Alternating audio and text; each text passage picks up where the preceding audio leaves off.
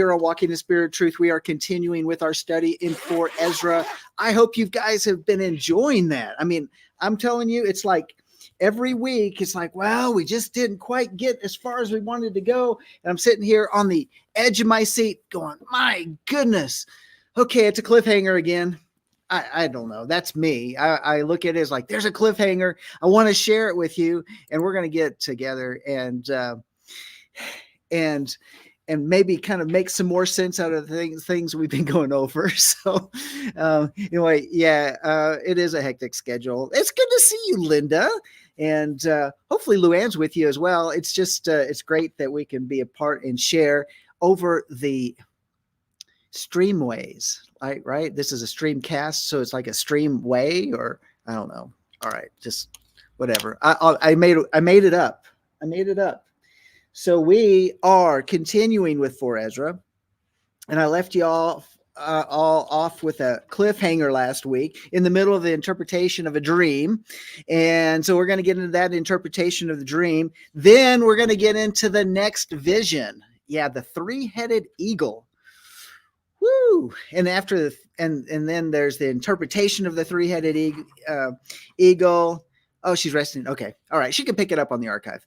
And then after the interpretation of the eagle, then we're going to be going into even more things that I'm just like, I'm really honestly just amazed why a book like 4 Ezra would have been kept out of our regular 66 book canon, which in reality, it would have been 67 books if we had thrown this book in there. But it's really good, and I've really been enjoying it. So I hope you have as well. All right, Life of Worship Ministries.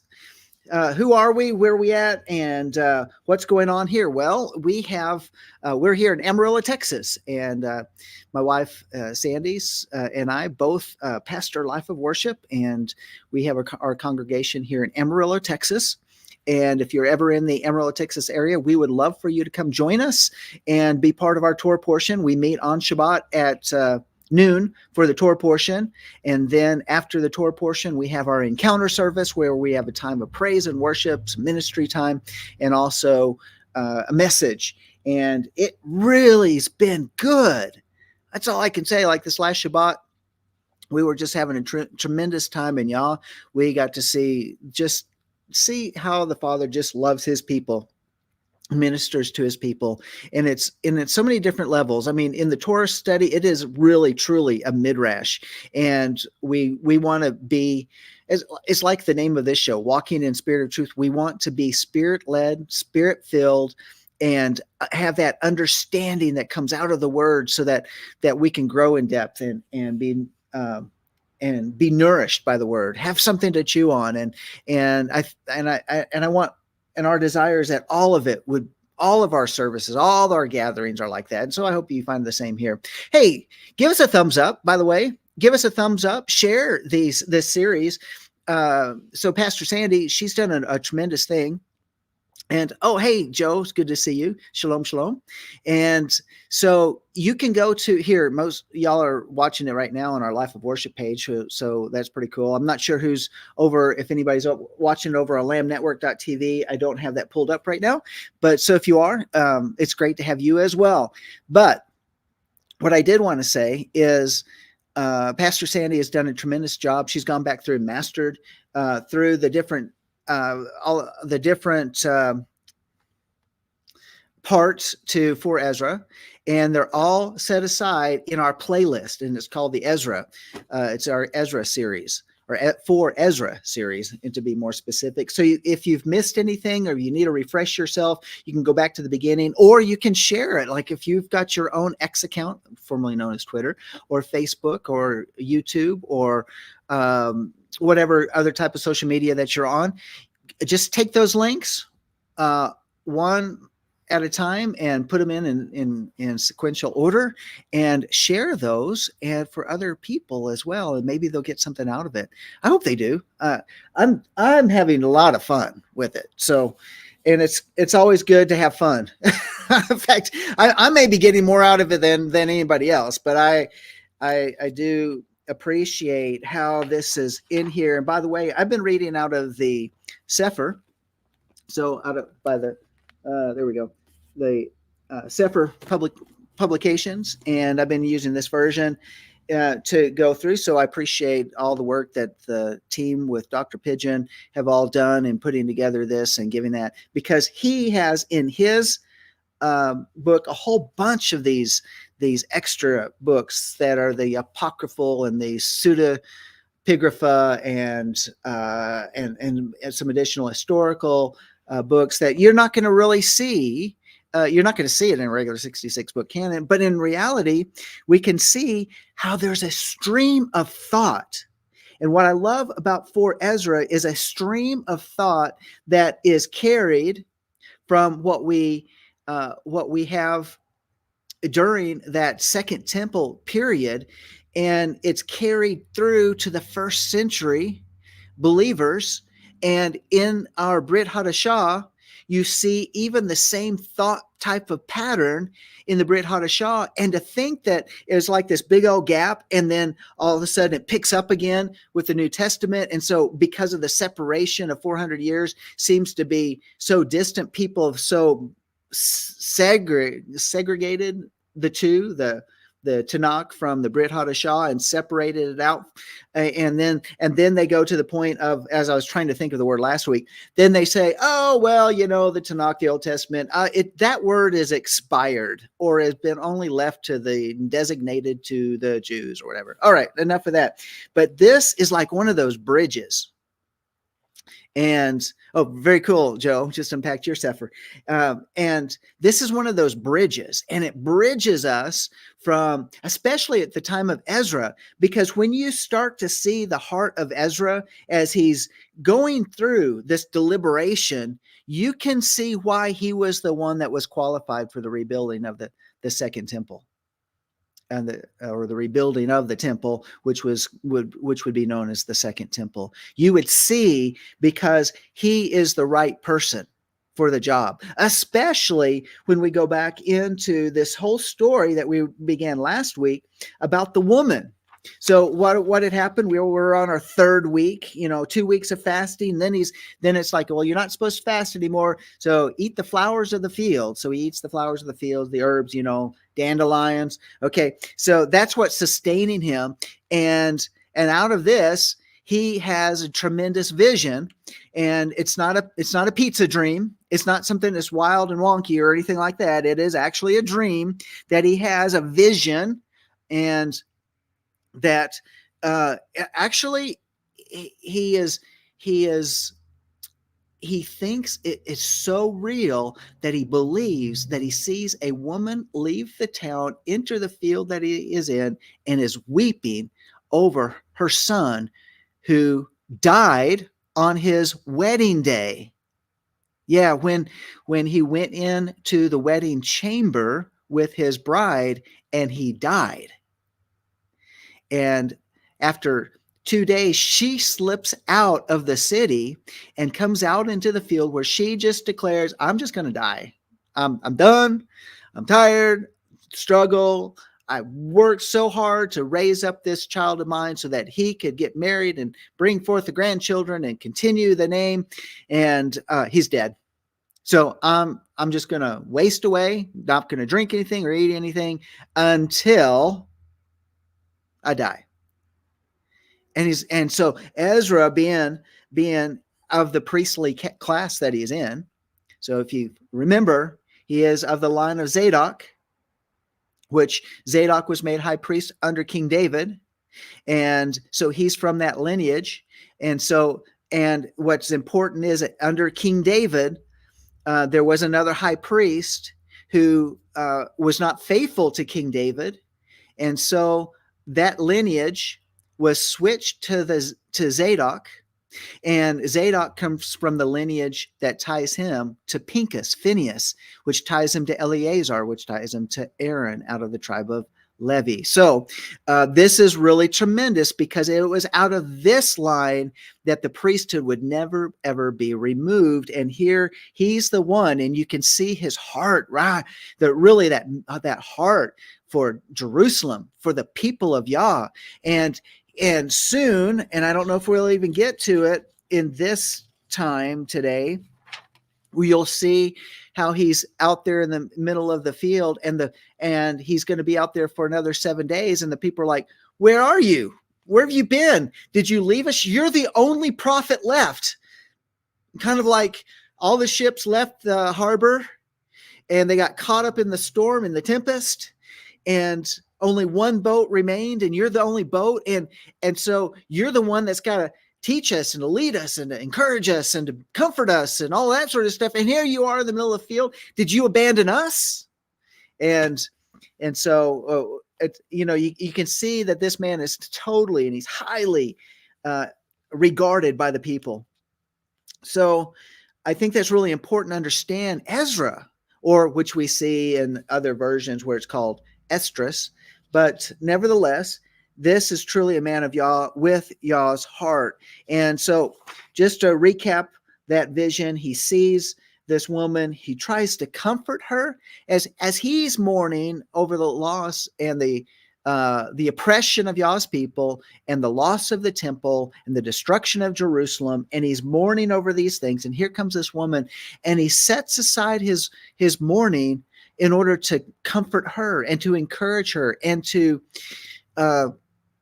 cause and get her to come to that point of saying, look, I know you're grieving. I know it was your only son. I know all the effort that you went in to raise him up, but even greater than the loss of your son is the loss of Yah's people, the destruction of the temple and of Jerusalem. And so be of good courage, gird yourself up, be strong in Yahweh. He's trying to give such words, because I mean, how can you let the death of a loved one, which is hard. I mean, think about it. He's encouraging her, but don't let that take the place of seeing how the sanctuary is laid waste, the altar broken down. This is over in Ezra chapter 10, verse 21. The altar broken down, the temple destroyed, the psaltery is laid on the ground. In other words, the instruments are laid on the ground. The song is put to silence. Our rejoicing is at an end. The light of the menorah is put out. The ark of the covenant is spoiled. The holy things are defiled. And the name is called upon, and the name that is called upon us is almost profane. In other words, even Yah's name is almost profane. Our children are put to shame. Our priests are burnt. I mean, think about that. The priests were burned.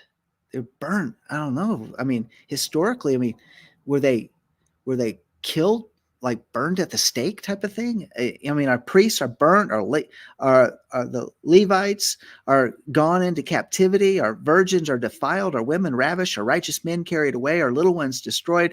Our young men are brought in bondage, and our strong men are become weak.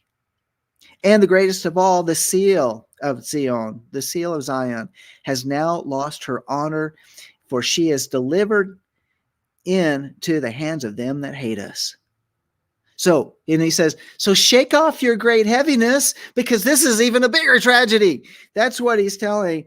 And then all of a sudden, after he describes all of this, I really believe that this is a test. So after 3 weeks, 2 weeks of complete fasting, 1 week of just eating dandelions, so to speak, he then is now saying, look, you got to shake off this great heaviness, and put away the multitude of sorrows. And the test, he passes the test, because all of a sudden, transformed before his very eyes, he sees this woman in the middle of this field become a great building. Whew. Wow. I mean, just like boom. And then he realizes that it's all a vision. It's all a dream. I have fasted for 21 days. One congregation we were part of, we did a 40-day fast. And out of the 40-day fast, a portion of that time, it might have been 2 weeks, might have been up to 3 weeks. I don't quite remember that I shifted from a Daniel type fast and went to water only, but I did, it was for a good part of that. And then came back into a Daniel type fast that I closed out those 40 days doing that Daniel type fasting. And sometimes it's pretty amazing. I'm telling you, when you fast, the clarity that comes to your spirit, because it's amazing how the toxins in our body cloud our spirit. Think about that. In the natural, the toxins in the natural cloud our ability to see in the spirit. So this is really, I think, quite a significant side lesson that we're getting as we're reading here in 4 Ezra, and this is still in chapter 10. Now, Uriel the angel now comes to give the interpretation. And what is really, really powerful about this is Ezra, in his own words, is that when Uriel the angel shows up now on the third week, at the end of the third week after 21 days, is that it says that where is Uriel the angel who came unto me at first? For he has caused me to fall into many trances, and my end is turned into corruption, and my prayer to rebuke. And I was speaking these words, and behold, he came to me and looked upon me, and lo, I lay as one that's been dead, that had been dead. In other words, Uriel shows up, and my goodness, the power of God comes with him.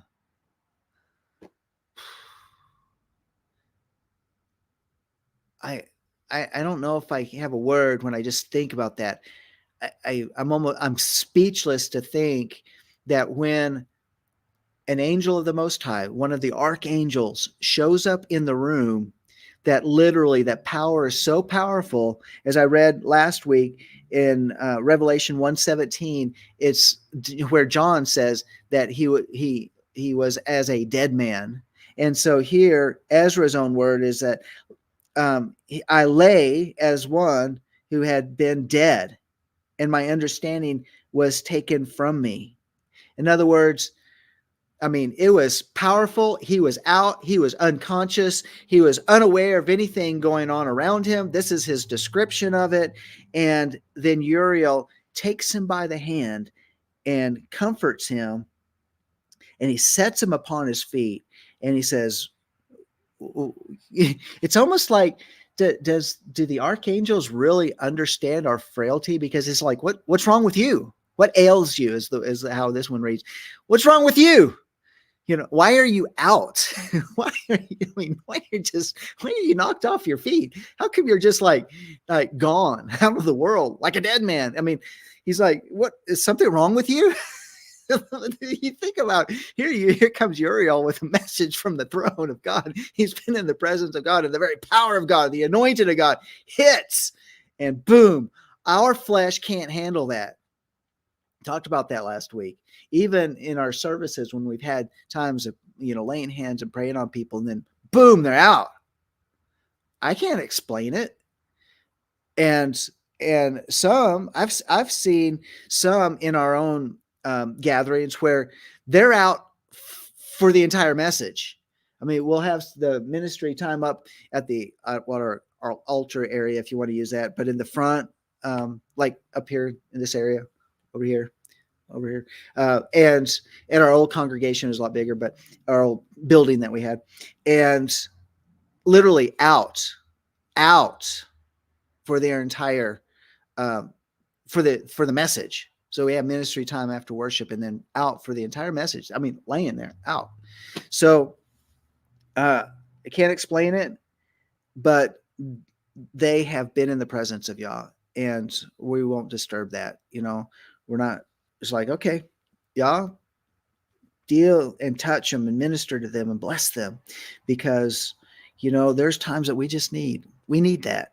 And so, but here Uriel is saying, okay, I want you to stand up manly. Remember I said that last week? And he says, now I'm going to show you this vision. You want the answer. You want to know what you just saw. I'm going to tell you what you just saw. And that's where we left off last time.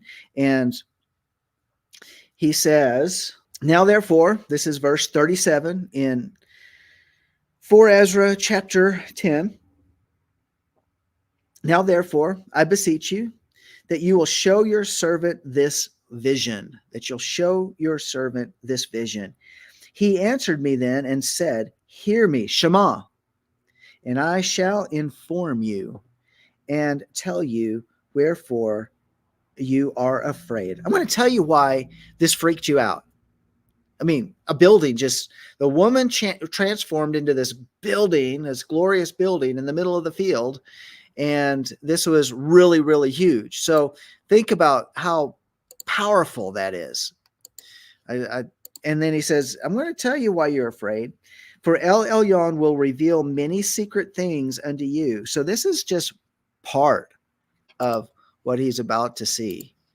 And he said, and because there's more to the story, and that's why we're going to keep talking about these things, because what Ezra sees in his time is for our time. It's just really important. So he has seen that your way is right. Wow, that's a nice confirmation. Wouldn't that be cool that Uriel, an archangel, shows up from the throne room and says, you know what? Y'all seen you, and he sees that your way is right. Wow. I mean, it's not like that we're holding. We've come up with an opinion, and it just so happens to coincide with y'all's, and so therefore now you're right. No, he's saying like you've aligned your ways with the Most High. That's the right way, and that you and for that you sorrow continually for your people and make great lamentation for Zion. He said, this therefore is the meaning of the vision. So he says, in other words, because of your walk, your halakha, because you sorrow greatly for your people, because you see their oppression, their captivity, they're being ravaged and all those different things, the priests burned and all that, and great lamentation for Zion. You see that Jerusalem's been destroyed, the temple has been torn down and all of that. Therefore, you pass the test. I'm going to give you the meaning of what you just saw. And here goes the vision. And he begins to repeat it. You saw a woman mourning, and you began to comfort her. But now you see the likeness of the woman no more. In other words, she's gone. You don't see her anymore. But there appeared unto you a city that's like was built immediately. And whereas she told you of the death of her son, this is the solution. This woman whom you saw is Zion. It's Zion, Zion, the city of David, the city of Yerushalayim. Those are all the different names that are all congruent with Zion, Zion. Whereas she said unto you, even she whom you see as a city built, whereas I said unto you that she had been 30 years barren. So what are the 30 years that she was barren? In other words, she had no offspring for 30 years. Those are the 30 years wherein there was no offering made in her. But after 30 years, Shalom built the city and offered offerings, and then bore the barren a son. So for 30 years there were no offerings, and that was the sign of the barrenness. And then but then she bears a son. So things are getting put back into place. There's a vision of a restoration that's going on here. And whereas she told you that she nourished him with labor, so that was the dwelling in Yerushalayim. That was the dwelling in Jerusalem. In other words, he built up this dwelling.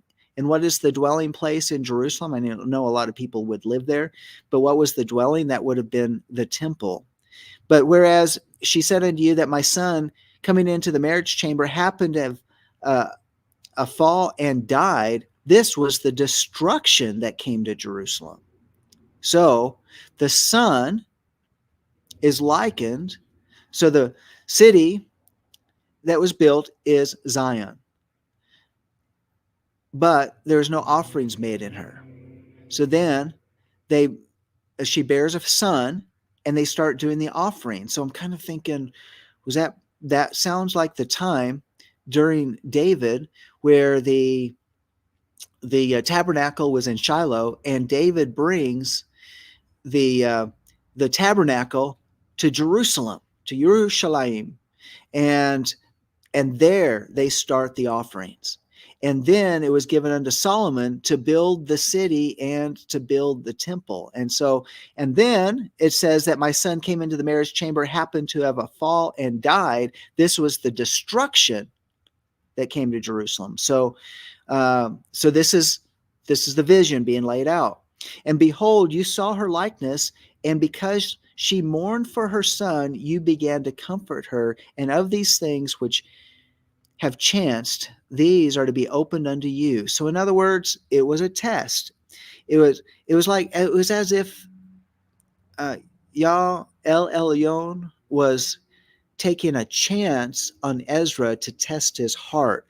How is Ezra going to respond? He's mourning over Jerusalem, and then this lady, this woman, shows up in his vision. And so it's like he's distracted now from his mourning over Jerusalem and the people, and goes over to the woman, by which he is like, well, I'll pause from my lamentation in order to comfort this woman.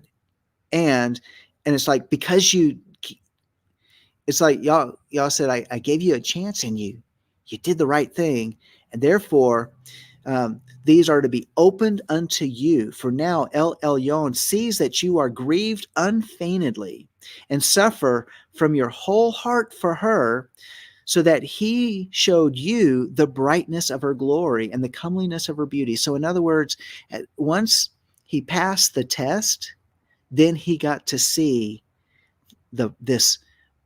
It talks is like this, that her face, back over in chapter 10 verse 25, where it says that behold, her face, upon her face a sudden shine exceedingly.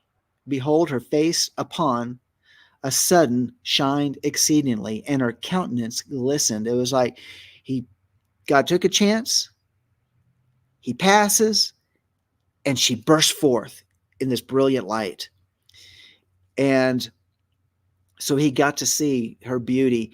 And as much as your eyes be able to see, and then you shall hear as much as your ears may comprehend. It's like you passed it. I'm going to show you more. There's more to come, because you are blessed above many others, and are called with El Elyon, and so are but few. So wow, it's not only that he got to see this, but then he gets this specific encouraging word and saying, there's only a few like you out there, and you are called with El Elyon.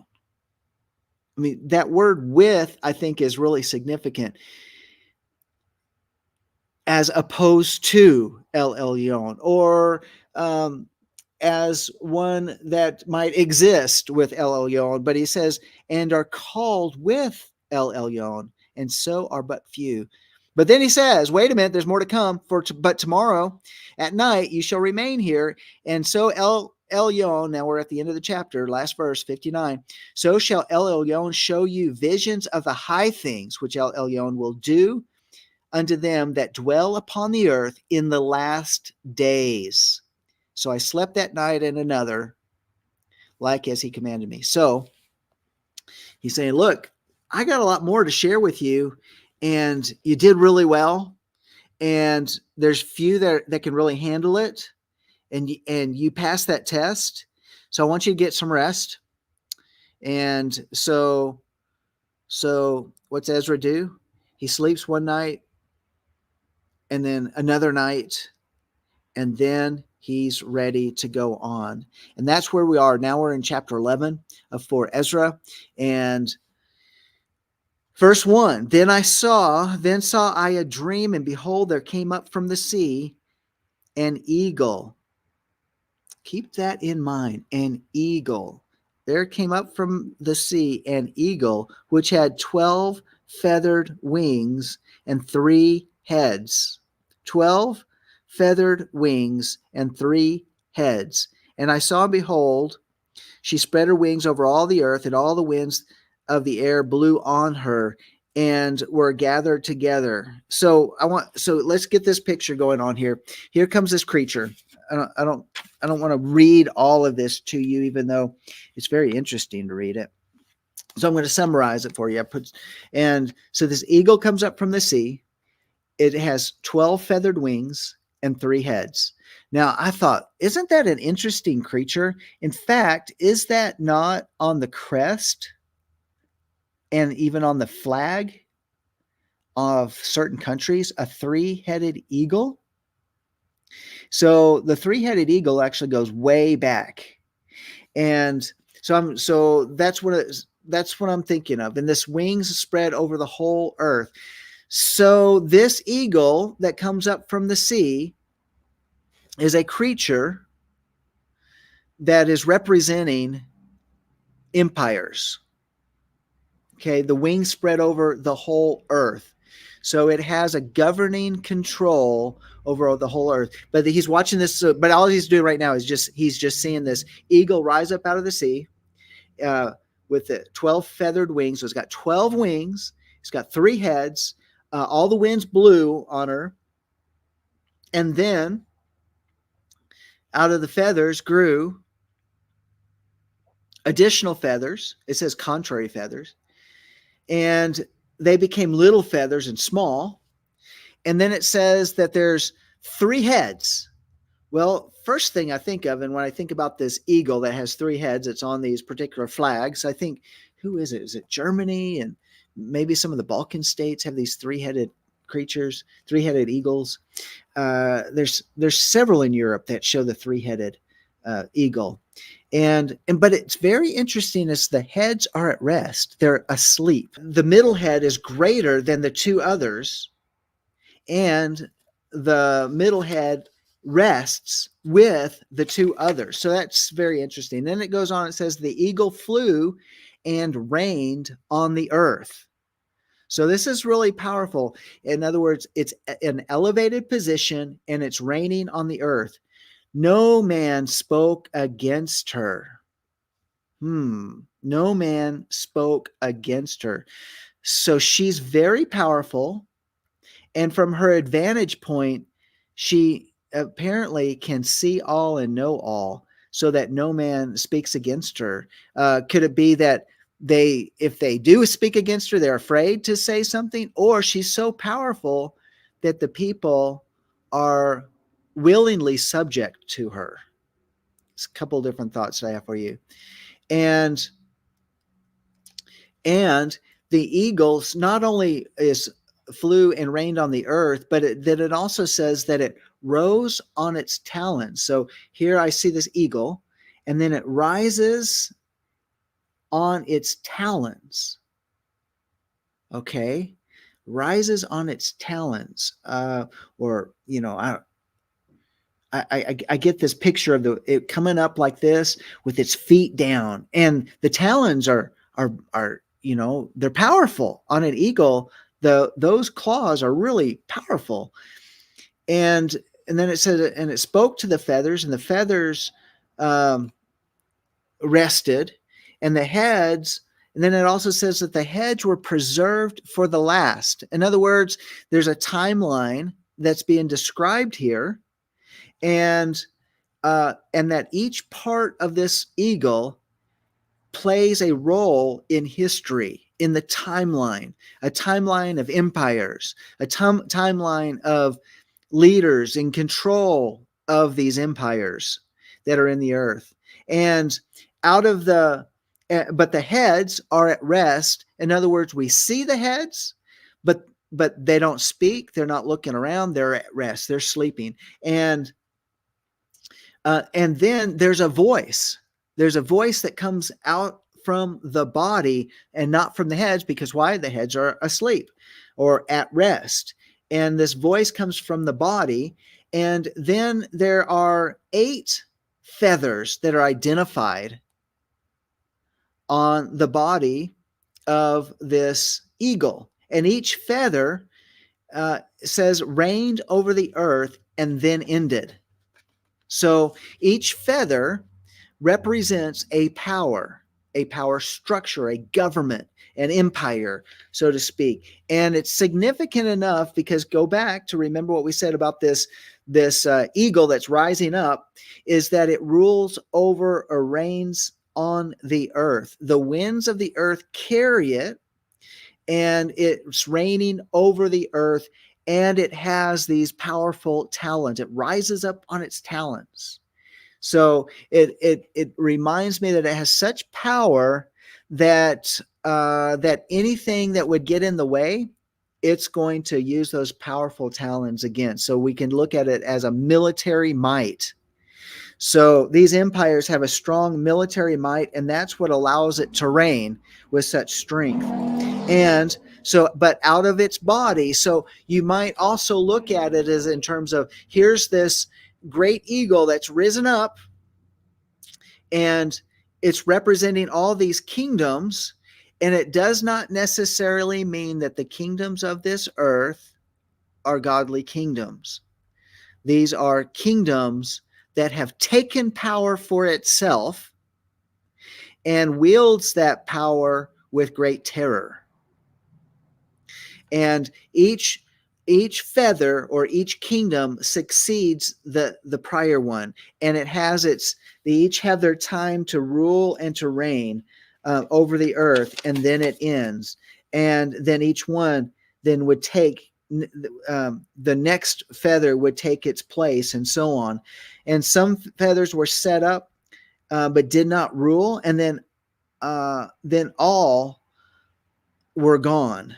So it goes through the feathers, and some didn't rule for long, or some were supposed to rule but didn't. So you kind of get this picture that's going on. It's it tells you something about the power and the tyranny, and think about how in history where we see how the kings would kill their own brothers, or as one king would succeed the father, or succeed the father, and then would kill the other brothers so that his throne would not be threatened by any of the other brothers. So we get this picture that's going, and then all were gone except for the 3 heads and the 6 little wings. All right, let's go to verse 30. And then I saw that the 2 other heads were joined with it. So verse 29, and when they so thought, behold, were awakened, one of the heads that were at rest, namely it was the one in the midst, so the one that was in the middle awakens, for that was greater than the 2 other heads. And then I saw that the 2 other heads were joined with it, and behold, the head was turned with them that were with it, and did eat up the 2 feathers under the wing. So there's these 2 feathers that are all part of these ruling kingdoms, and so the heads are even mightier. And although the 2 other feathers might have been ruling in the earth, then the bigger head in the middle eats them up. And the 2 feathers under the wing that would have reigned. So they didn't have a chance to reign because the big head, the big head ate them. But this head put the whole earth in fear and bore rule in it all over those that dwelt upon the earth with much oppression.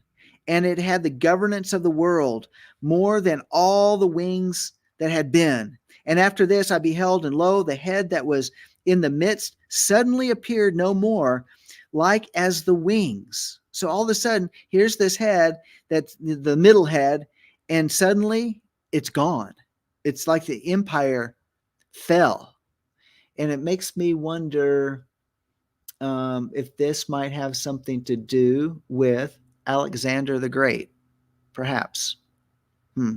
Okay, and there remained the 2 heads, which also in like sort ruled upon the earth, and over those that dwelt therein. And behold, and lo, the head upon the right side devoured it, that was upon the left side. Then I heard a voice which said unto me, look before you and consider the thing that you see. So in other words, I want to give you another picture. Daniel had a vision in Daniel chapter 7. We're going to go there in a second because we're told something here in the interpretation of this vision that takes us to Daniel chapter 7. But Ezra gets more to the story. Yeah. So then I heard a voice which said unto me, look before you and consider the thing that you see.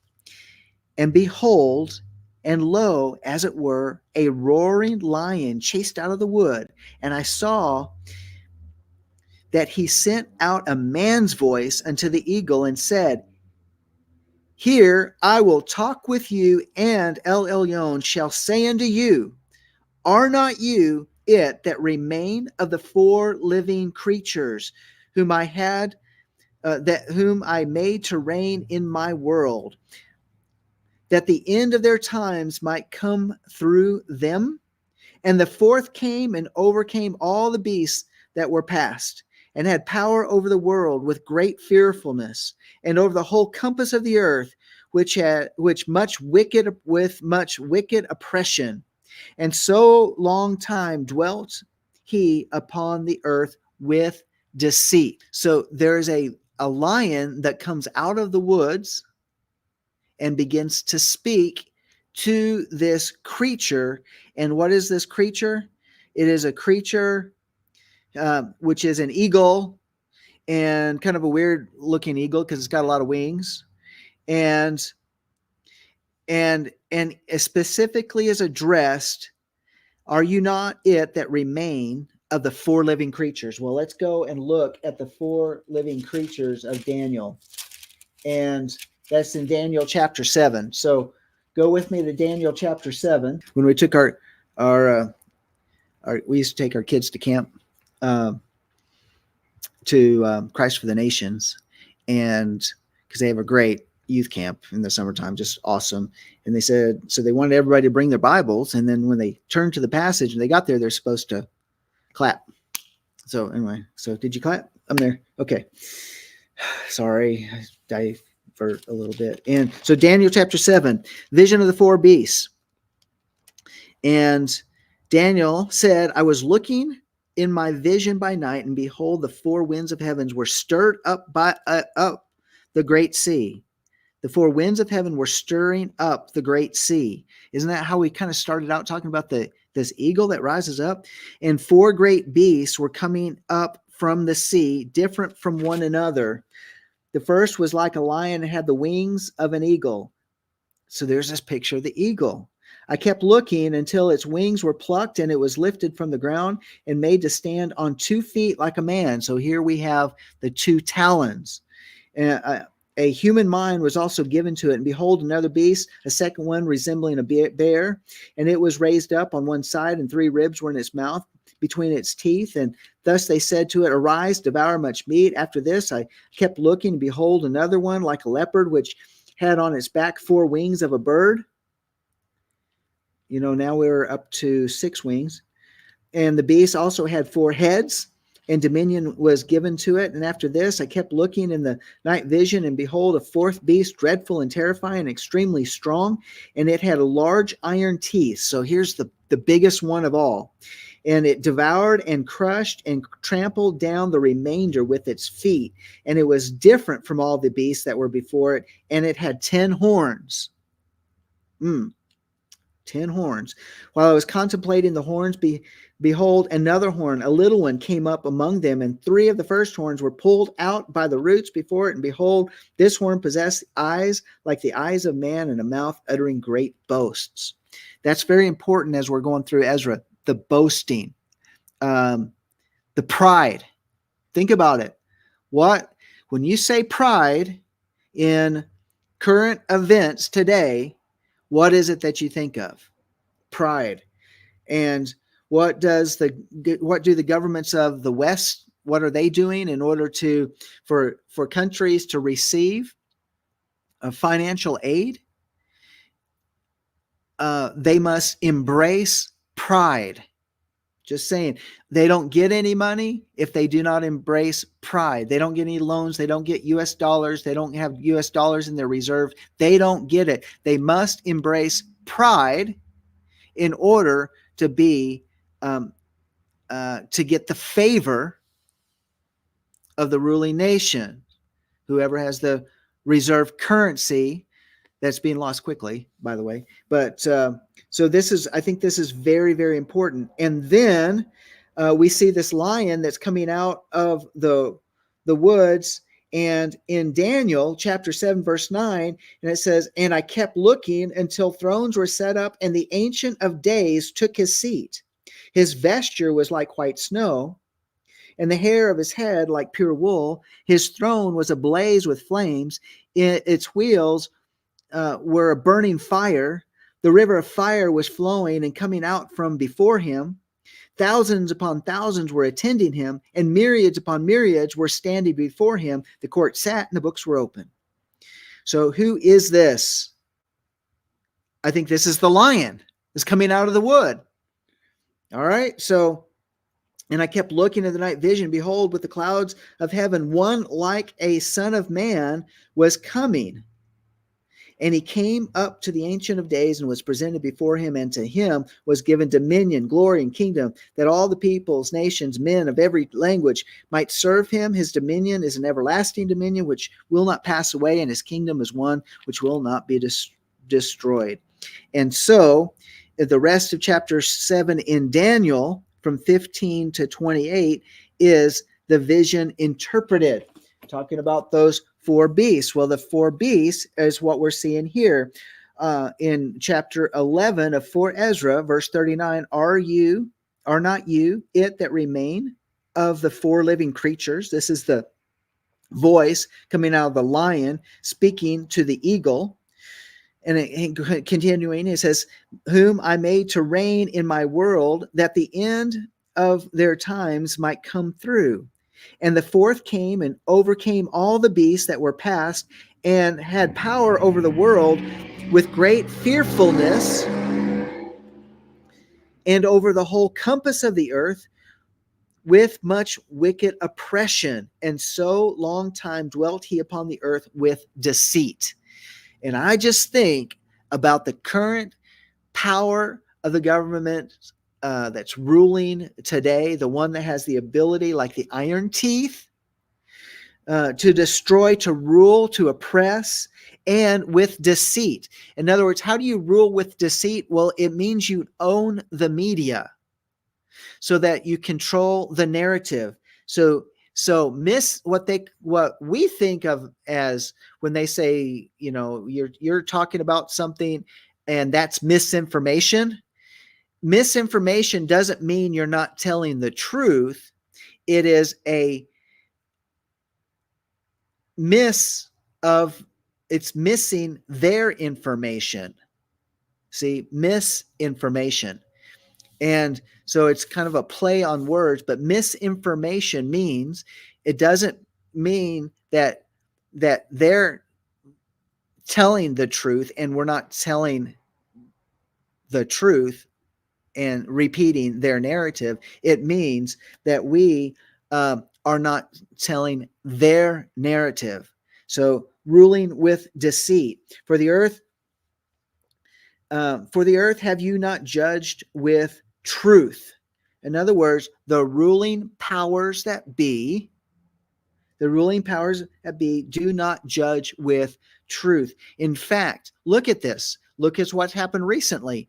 Look at the people that are they're not able to have a trial with evidence because the judges are passing judgment, finding the plaintiffs guilty. The defendants guilty. So, no, you're guilty. No, you cannot present your evidence. And in fact, I think you have evidence that you're holding back. And because of that, you are failing to produce as required. And I'm just find you guilty. Now we're going to have the trial. And the trial is, how guilty are you? Because I, the judge, have determined that you're guilty. That's what's going on in the courts today. I would name off the people right now, but this is, there's multiple people that are facing this. And so either they plea, they negotiate. And by the way, if they plea or they negotiate, doesn't mean that they're guilty or that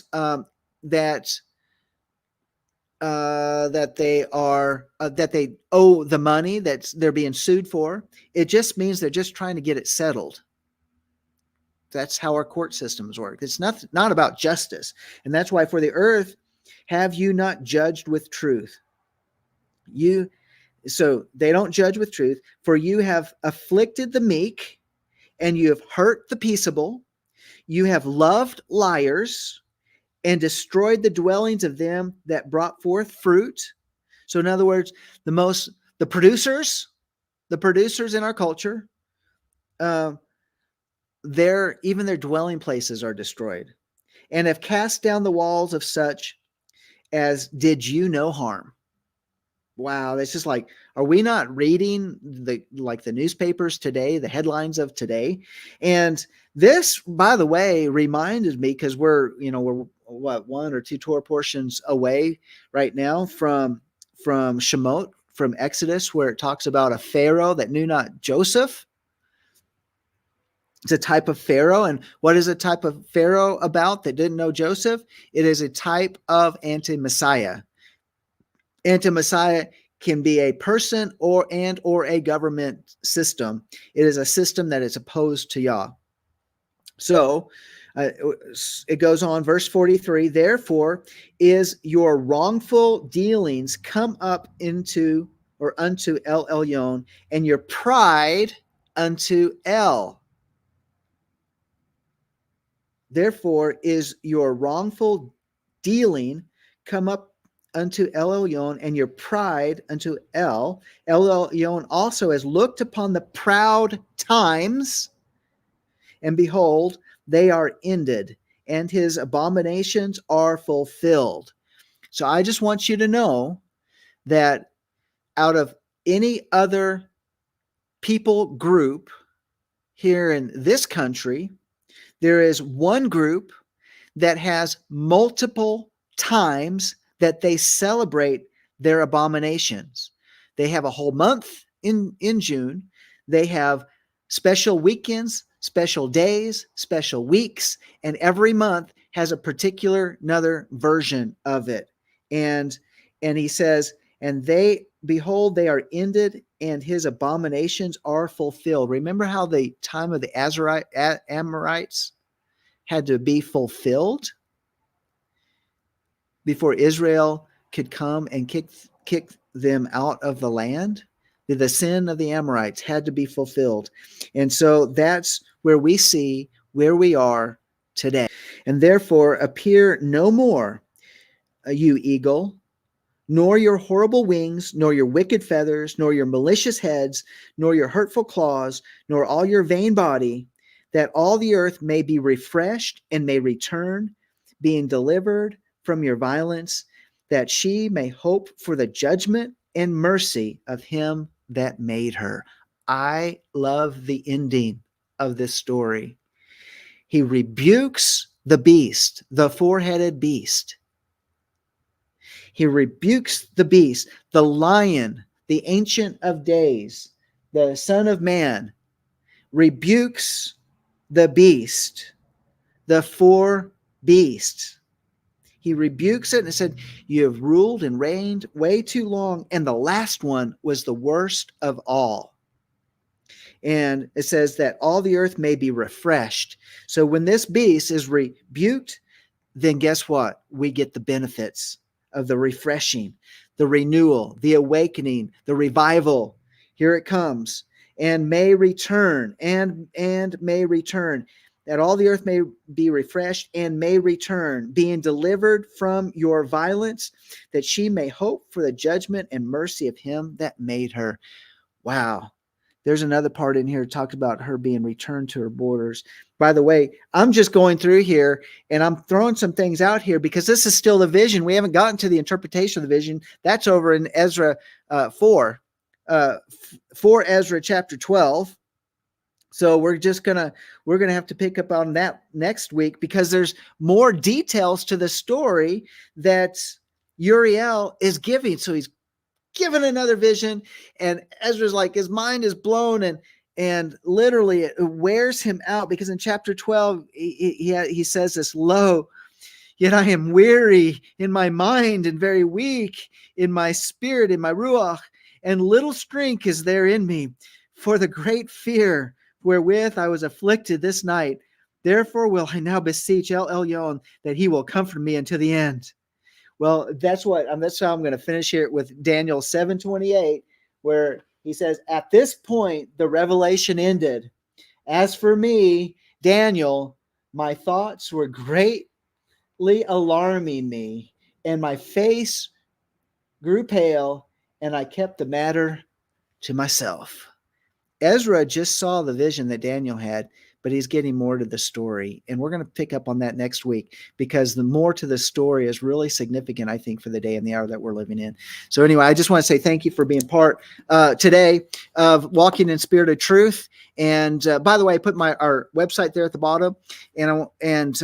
So if you want to partner with us financially, please go to our website. You'll find a donate button that you can either tap or click on, and it'll take you to PayPal, where you can pay by debit card, credit card, or whatever. Give an offering. When I say that, is give an offering or a tithe. Or if you don't have a place to bring your tithe, you can bring it here to Life of Worship and be part of this ministry, and let it be a blessing. That'll also help us meet our needs that we have. We have utility bills that still need to be paid, and a number of other things that are still outstanding, but we did get our rent paid. So that's really awesome. And we want to say thank everybody that has been part of that. So anyway, that's it for now. I hope you've enjoyed it, and I've got something out of it, give you some pause to think, and maybe challenge, maybe not just challenge, but maybe push us over to the point of saying, can we not just, be in that same point as Ezra, that we're elevated to the point to meet with Uriel and be delivered such tremendous visions and have an understanding beyond anything we could ever. I don't know. It's just thoughts. All right. We'll see you next time. Shalom.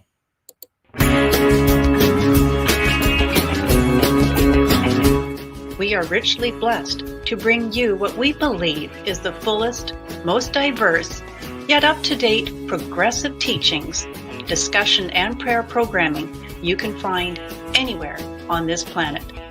Be sure to take the tour of the MessianicLambRadio.com website. I'm Susan Hoogie, thanking you for joining us on the Messianic Lamb Video Network.